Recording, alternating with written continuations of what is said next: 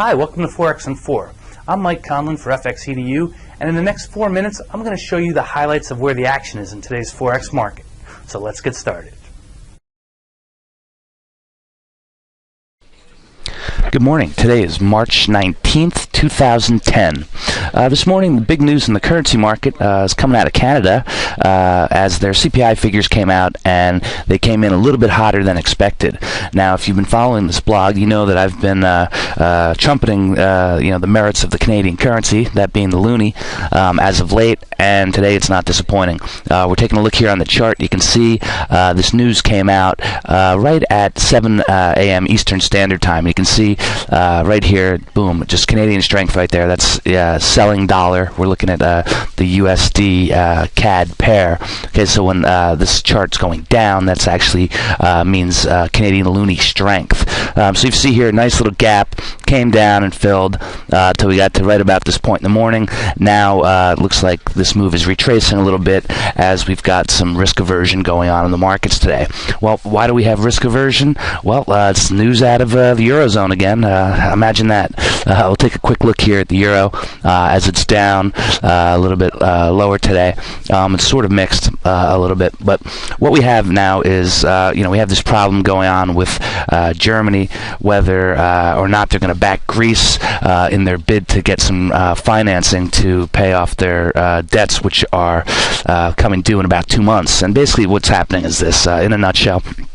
If Germany says, yes, we'll guarantee Greece, the whole market relaxes and says, okay, that's great. What that means is that the financing that Greece can pick up is going to be less. So in other words, they don't have to pay a higher interest rate because there's less risk in the market with German backing. It's sort of like if you were buying a house here in the U.S. and you had a cosigner on a loan, so to speak. So that's the problem right now, because Germany's not willing to be that cosigner for Greece.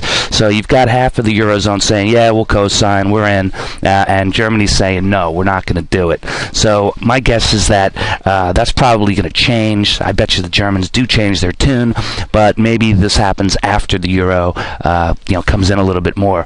Now, having a low euro actually favors Germany because, as I mentioned yesterday, they're the second largest exporter of manufactured goods in the world. So keep an eye on that.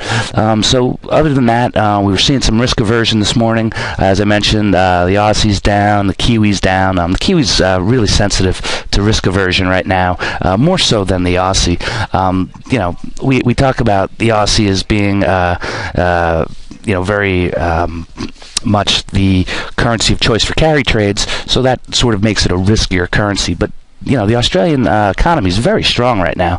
So I mean, even in the risk aversion mode, you're not going to do poorly having your money in Aussies. I'll tell you that right now.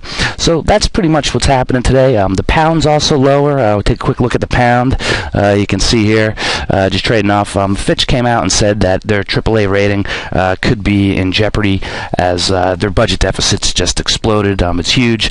And on top of that, you've got Jim Rogers, who is one of the all-time greats in currency trading. Him and George Soros, who, if for those who've been around this game for a while, know that George Soros actually broke the Bank of England. I think it was back in 1992. But anyway, you got Jim Rogers as his ex-partner saying, I wouldn't touch the pound. So that's also weighing heavily on the pound today, and that's what we have. Today's triple witching day in the U.S., which means that futures, options, and futures options are expiring today. So sometimes you see a little bit of wacky market action that takes place, but for now, that's what we're looking at. So I expect by the end of the day we'll see risk aversion theme play out. I don't know if anybody wants to go into the weekend holding euros with this possible Greek comedy turning into a tragedy. So have a good weekend, all, and good trading to all. As always, be sure to check out the written blog at www.fxedu.com to get complete coverage of today's Forex market. If you would like to learn more about how to trade the Forex market from professionals like myself, be sure to check out our affordable Forex trading courses. And if you're already a seasoned professional or aspire to be one, ask us how we can help you achieve your Forex goals. Go to www.fxedu.com to get started today.